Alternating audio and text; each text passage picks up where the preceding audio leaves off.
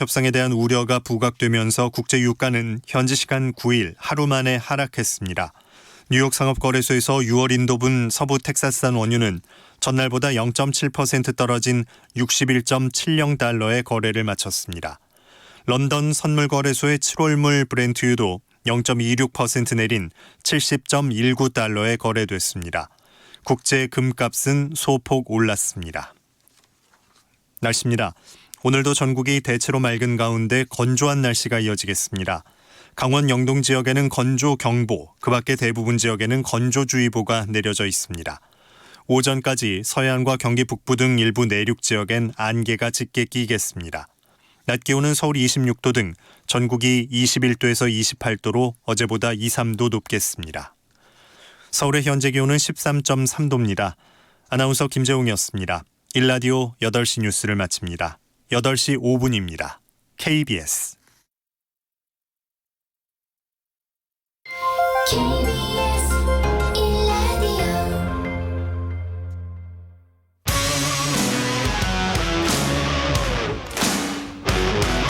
탐사보도 전문기자 김경래 최강시사.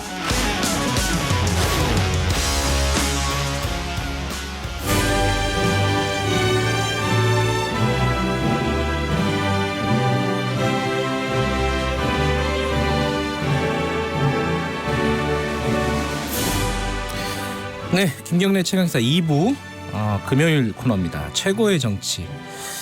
최고로 인기 있는 코너가 아닐까라고 생각을 합니다. 항상 그 전국의 가장 뜨거운 현안을 여야 의원 두 분과 얘기를 나눠보는 시간이죠. 먼저 소개해드릴게요. 자유한국당 김영우 의원님 안녕하세요. 네, 안녕하십니까. 더불어민주당 표창원 의원님 안녕하세요. 네, 안녕하세요. 이게 지금 이번 주부터 유튜브 라이브를 약간 시범적으로 실시를 하고 있거든요. 그래서 지금 유튜브에 오셔가지고 KBS 일라디오 검색하시면은 실시간 방송 보실 수 있습니다. 저번 주도 잠깐 했었군요. 저번 주는 이 코너만 했었어요. 네, 예. 김영우 의원님 수염 보러 다들 들어오셨더라고요. 화질이 괜찮은 모양이에요. 수염까지 보이는. 네. 오늘도 수염이 오늘 좀 자르셨네. 네, 적절하게. 네. 자, 그리고 문자 참여 기다립니다. 이게 아무래도 정치 토론이니까요. 청취자 여러분들 의견이 많으시더라고요. 샵 9730으로 짧은 거는 50만 원이란다. 50원. 긴 거는 100원입니다. 50만 원. KBS 라디오 애플리케이션 콩으로는 무료로 참여하실 수 있고요. 어제 얘기부터 좀 해야 될 것 같습니다. 그 문재인 정부 2년 차 특별 대담. 어떻게 보셨는지 기사도 읽으셨고 하셨을 텐데 표창원 의원부터 얘기를 좀 들어볼까요? 네, 어제 저는 생중계 KBS 1TV 봤고요. 예. 보면서 그러니까 송현정 기자의 그 질문 송현정 기자 이름 또 나오는군요. 태도 이런 부분들 때문에 조금 논란이 되겠다 싶어서 이렇게 그 실시간 검색을 해봤더니 역시 난리가 났더라고요. 네. 다만 저는 이제 그것이 얼마나 우리 대한민국이 언론 자유가 이렇게 높아가고 있는가에 대한 그런 긍정적인 측면을 봐주셨으면 좋겠다는 말씀드리고 싶고 정말 공격적이었잖아요. 네. 그리고 특히 자유한국당에서 주로 사용하시는 독재라는 독재자라는 표현을 직접 언급하면서 그리고 말 중간에 이제 끊기도 하시고 아마도 우리나라만이 아니라 유럽이나 미국에서도 그렇게 대통령이나 수상과 인터뷰에서 그렇게 하는 모습은 참 드물게 볼 수 있고 트럼프 대통령이라면 아마 바로 반격과 공격을 했을 것 같은 상황인데도 문재인 대통령께서는 대단히 침착하게 그리고 늘 똑같은 그 침착성을 유지하시면서 정치, 경제, 사회, 국방, 안보, 대북 관계 모든 분야에 있어서 대단히 솔직하게 필요한 수치도 말씀하시면서 국정 현황에 대한 아주 깊은 그런 그 이해도를 보여주신 그런 그 인터뷰였다고 생각이 되고요. 상당히 좀 의미가 있었다 생각이 됩니다. 김영우 의원님은 어떻게 보셨습니까? 언론의 자유라는 거는 기자의 그 질문 방식에 의해서 정해지는 것이 아니고 여러 가지 그 언론의 여러 가지 그 기사 그 보도 방향 이런 게 중요하겠죠. 저는 그 문재인 대통령께서 참 자존심이 매우 강한 분이다. 또 자부심이 강한 분이다. 이런 걸 느꼈습니다. 그런데 진짜 중요한 것은 이제 국민의 자존심, 자존감이에요.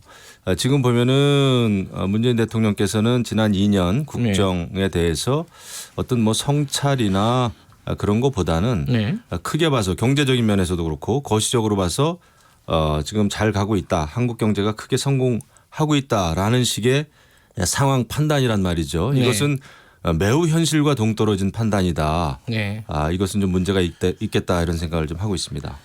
그 뭐 내용으로 들어가 말씀하실 게 있으면 하시고요. 네, 그리고 두 가지인데요. 하나는 그 과연 그 자리 저는 그런 상상을 해봤어요.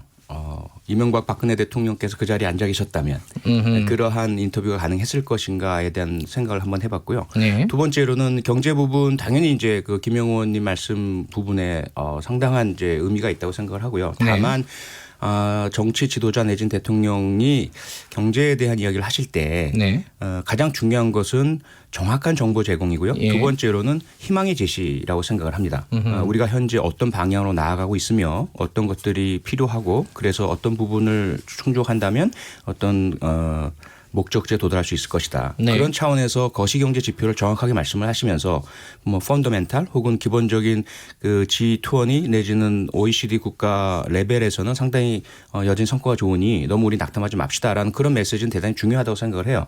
다만 그 내부에서 현재 실제로 어려운 분들 그 노동 현장 밖에 계신 분들 특히 뭐 비정규직 근로자라든지 그 뭐 아르바이트라든지 혹은 노동을 하지 못하고 계신 분들의 현재 상황이 상당히 나빠지고 있다. 또 자영업자분들이 어려워지고 계시다. 이 부분 뭐 솔직하게 인정을 하셨고요. 그래서 그런 부분에 있어서 짚어주시면서 조금 더 노력을 다하겠다라는 말씀은 대단히 중요한 메시지였다고 저는 생각합니다. 제가 볼 때는 김영호 의원님. 우리가 심리학의 확증 편향이라는 그 용어가 있죠. 그건 뭐냐면은 이제 본인이 믿고 싶은 거, 본인이 바라고 싶은 거 거기에 해당하는 정보만 믿는다는 거예요. 그런데 어제도 여실히 그런 걸 좀 드러냈다. 사실 거시적으로나 미시적으로 볼 때 대한민국 경제가 어떻게 지금 그 성과가 있다고 하는 것인지 그 재벌 총수들만 만나셔서 그런지 모르겠습니다만은 지금 이제 연간 자영업자들 폐쇄하는 그 건수가 100만 건이 넘어가고 있습니다.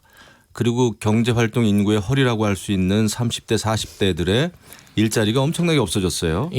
그리고 지금 그 청년 체감 실업률은 뭐 25% 넘지 않았습니까? 4명 중에 1명은 이제 실업이란 얘기인데 이런 부분에 대해서 특히 소득 격차가 가장 지금 크게 일어나고 있어요. 그 하위 20% 그러니까 일분이 그 하층민들이 지금 작년에 비해서 18%가 소득이 줄었습니다. 상위 20%는 10%가 또 늘고요. 이런 그 최악의 경제 상황인데도 불구하고 거시적으로 봤을 때 경제 성과가 있다. 이렇게 낙관할 수 있는 것인지 이 점에 대해서는 굉장히 좀 안타깝게 생각하고요. 외교 안보 면에서도 지금 사실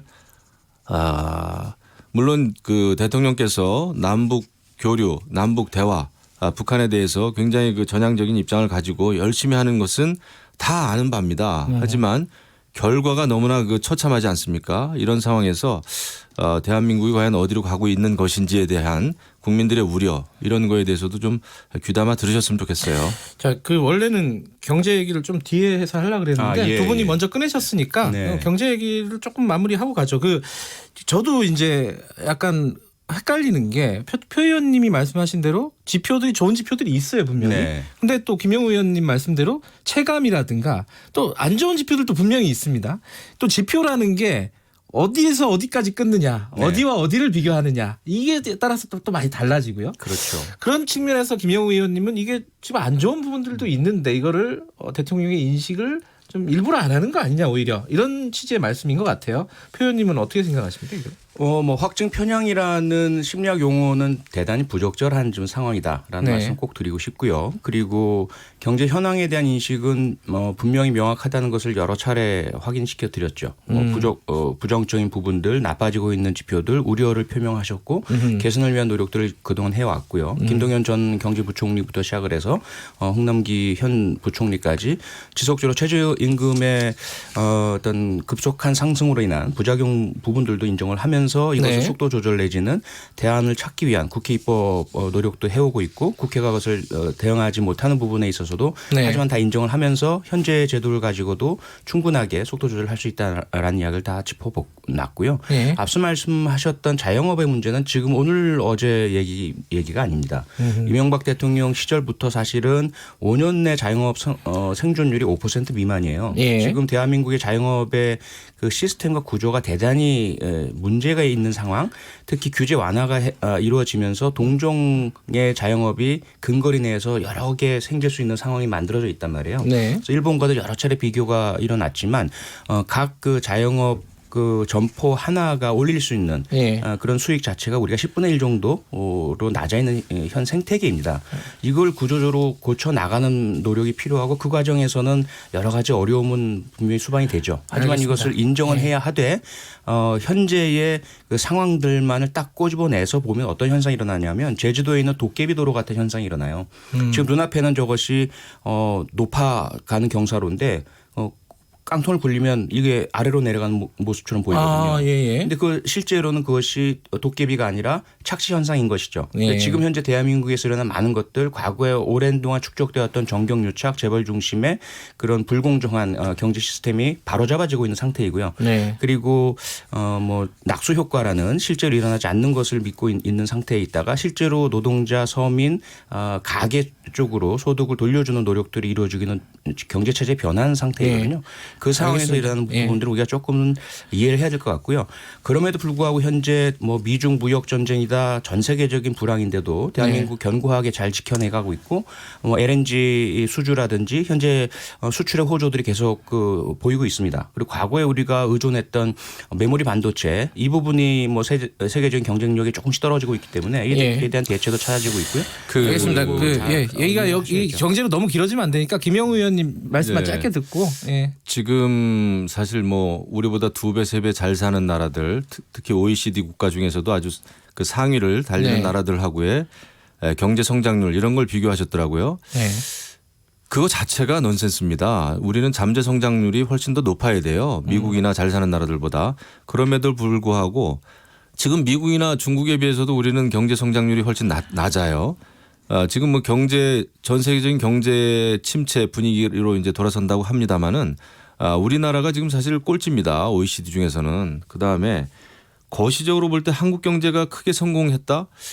글쎄요. 이 말씀에 대해서 어느 국민이 수긍할 수 있을까요? 제가 사실 어제도 하루 종일 지역을 다녔는데 미용실 또 무슨 그 자영업 하시는 분들 꽃가게 이런 적이 없다는 거예요. 저도 제가 11년 국회의원 하면서 이런 적이 없어요. 이렇게 크게 절규의 목소리를 들은 적이 정말 없어요. 그런데 이런 상황에서 경제적인 효과가 있다? 노동과 고용의 질이 좋아진다? 글쎄요. 저는 이것이 과연 문재인 정부 대통령의 경제 현실 인식이라고 한다면은 희망이 없는 겁니다. 알겠습니다. 희망을 주는 것은 최고 통치권자의 책무이기도 합니다만은 이것은 현실 자체를 잘못 이해하고 잘못 오해할 때는 답이 없는 거죠. 이런 데 대해서는 좀 문재인 정권이 기본적인 정책의 방향을 좀 바꿔줬으면 좋겠다 하는 말씀을 드립니다. 근데 똑같은 일이 계속 반복되어 왔어요. 김대중 대통령, 노무현 대통령 시절마다 그 당시에 새누리당, 신한국당 이분들께서는 경제가 큰일 났다. 이런 뭐 좌파 정부 또는 진보 정부가 들어와서 경제 지표가 최악이다. 알겠습니다. 나중에 보고 났더니 이명박 박근혜 혹은 뭐 그 이전에 노태우 어떤 정부 시절보다도 경제는 성장을 했고요. 그리고 구조가 탄탄해졌고 정상화됐고 자영업자나 노동자나 고루 잘 사는 사회 쪽으로 계속 나아가고 있어요. 알겠습니다. 이 뭐 수치 관련해서 얘기를 하다 보면은 아마 거의 이 시간을 다 털어도 다 못할 것 같아서 제가 좀 약간 질문 넘겨볼게요. 그 경제가 어려우면은 지금 어려운 걸 약간 타개하는 측면에서 추경하자는 거잖아요. 정부에서 그거는 뭐. 자유한국당은 어떻게 생각하십니까? 그거는 이거는? 완전히 그 진단이 잘못된 진단이죠. 지금 뭐 예비비도 많이 남았습니다. 그 2조 원 가까이 남아 있고 지금 이제 뭐 미세먼지다 강원도 산불이다 이런 거에 대한 또 추경을 하자는 건데 그 부분은 우리도 뭐 따로 다룰 필요가 있겠죠. 근데 그것도 보면 미세먼지에 대한 근본적인 대책도 아니에요. 무슨 보일러 교체 비용 그다음에 경유차 폐기 차량에 대한 무슨 지원 이런 것인데 뭐 중국에 대한 그러니까 미세먼지의 가장 근원적인 원인 제공자인 중국에 대해서도 제대로 대처를 못하면서 추경을 들고 나와가지고 지금 해결해보자라고 하는 것은 눈 가리고 아웅식이다 이렇게 보고 있습니다. 이게 사실은 이제 이게 국회 지금 교착 상황이랑 좀 뭐 연동되는 문제 아니겠습니까? 뭐 추경 얘기는. 그래서 지금 어제 문재인 대통령이 여야정 만나자. 물론 이건 뭐 식량 지원이나 이런 부분에 대해서 좀 얘기를 좀 나눠보자라는 측면도 좀 강했는데 네.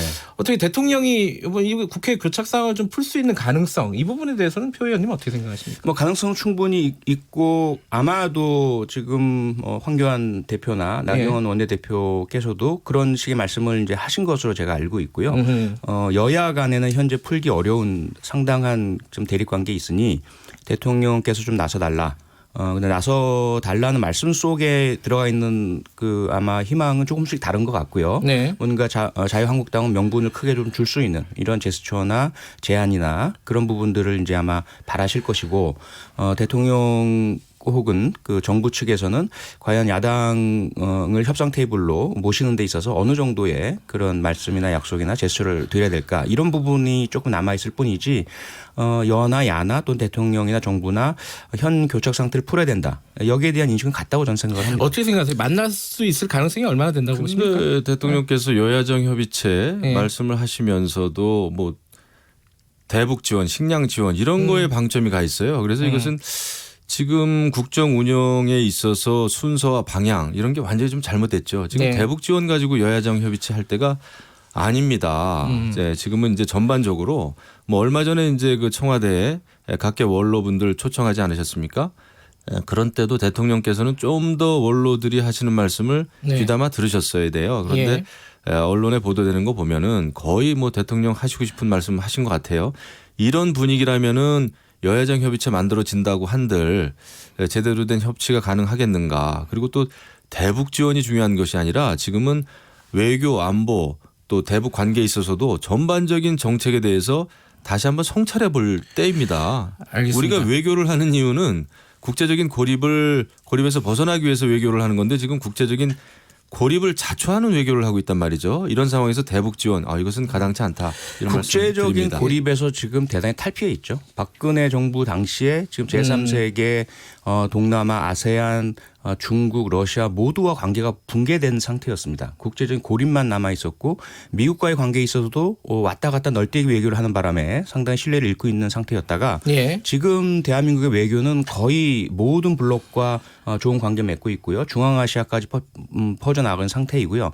다만 현재 지금 그 여야 간의 협치 구도의 복원, 또 여야정 협의체의 복원 이 부분이 있어서만큼은 어쨌든 자유한국당 등 야당의 목소리를 크게 들어야 된다는 데는 뭐 전적으로 동의합니다. 근데 제가 외통이 6년 했고요. 국방이 4년 했습니다마는 이처럼 그 국제사회에서 제대로 된 대접을 못 받은 적이 없어요. 알겠습니다. 문재인 대통령께서. 제가 여쭤볼 게 있는데 아까 식량 지원 말씀하셨잖아요. 지금 상황에서는 좀 어렵지 않느냐라는 취지였고 김종대 의원도 좀 전에 인터뷰를 했는데 좀 미뤄지지 않겠느냐라고 했어요. 근데 어떻게 보십니까? 지금 정부에서 이거를 조금 뭐랄까요? 지금 당장 시행하기는 좀 부담스럽지 않나라는 의견들이 있습니다. 네, 부담스럽죠. 어제 대통령께서도 대담에서 그런 부담을 말씀하셨고 북한이 그렇게 하면 안 된다라는 것, 그러한 도발을 한다면 협의와 협상이라는 것이 어려워진다라는 말씀 분명히 하셨어요.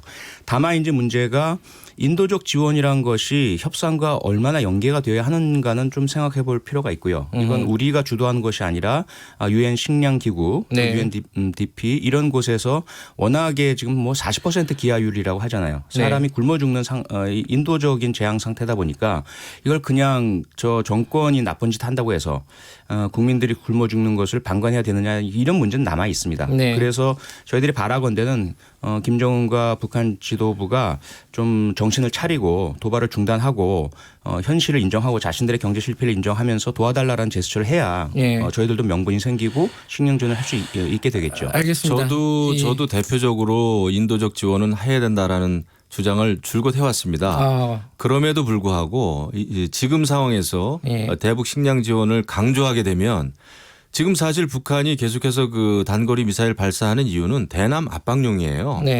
더 중재자 역할을 하지 말고 민족의 이익을 옹호하는 당사자로서 좀 더 우리 편 들어달라라고 하는 최대한 그 문재인 정부를 압박하는 상황에서 식량 지원부터 들고 나오면은 이것은 완전히 잘못된 신호를 주는 거죠. 알겠습니다. 그 다음 주제로 넘어가면요.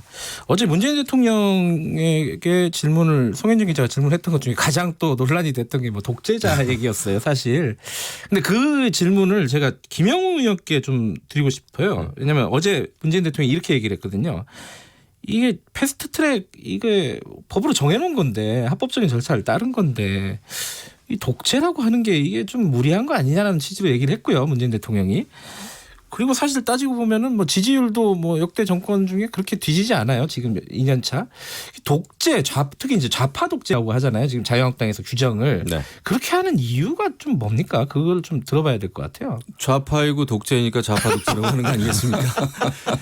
우리가 가장 위험한 독재 형태는요. 어찌 보면 물론 총칼로 국민에 대해서 직접적으로 압박하는 독재도 아주 잔혹한 독재입니다마는 민주주의 제도를 활용해 가지고 선동에 의한 파퓰리즘에 의한 경제 정책 실패 등등 이런 거에 의한 독재도 굉장히 무섭죠. 또 언론 자유를 굉장히 교묘하게 왜곡시키는 이런 독재도 굉장히 어떻게 보면은 정말 교묘한 독재예요. 그런데 물론 어느 그 통치권자가 독재라는 말을 듣고 그것을 수긍하겠습니까? 그런데 지금 독재라고 우리 자유한국당 또 일부 국민들이 말씀하시는 거에 대해서는 대통령께서 귀담아 들으셔야 돼요. 왜 독재라고 하는지 지금 사법, 언론 또 입법부까지 이렇게 정권이 원하는 그 방향대로 밀어붙인다면 그게 독재죠. 아무리 국외 선진화법도요.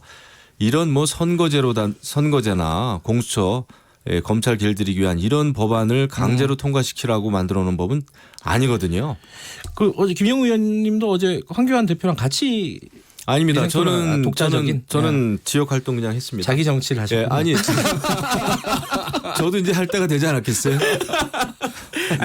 근데 지금 삼선 중진이시고요. 독자 정치를 하실 때가 됐죠. 이제. 그 이인영 원내대표가 당선이 됐지 않았습니까? 네. 자, 야당을 국회로 복귀시킬 수 있는 보관이 있습니까? 뭐 나경원 의원하고 만날 때는 약간 화기애애하더라고요. 네, 보관이 있다라고 계속 말씀하고 계시고요. 있다고 하세요, 그냥? 네. 뭔지는 모르시고요? 예, 아직 구체적인 건 안 내놓으셨는데 아마도 이제 나경원 원내대표 어제 만나셔서 상당히 좀 의미 있는 말씀들 나누신 것 같고요. 어쨌건 또 과거는 과거고 또 미래가 더 중요하고 국회는 열려야 하고 국민들께 국회가 이렇게 계속 대치하는 모습만 보여드리는 것은 여나 야나 도리가 아니거든요. 그래서 아마 이인영 원내대표는 무엇보다도 우선 국회를 정상화시키고 야당과 테이블에 앉는 그러한 방법들에 대한 많은 그 고민을 한 것 같고요. 하나하나 좀 풀어내 줄 것으로 기대하고 있습니다. 그 이인영 신임 원내대표한테 자유한국당이 바라는 건 뭐죠? 협치죠. 협치의 정치죠. 이거 너무 간단하잖아요. 간단하지만은 가장 핵심적인 지금 우리가 필요한 덕목이고요.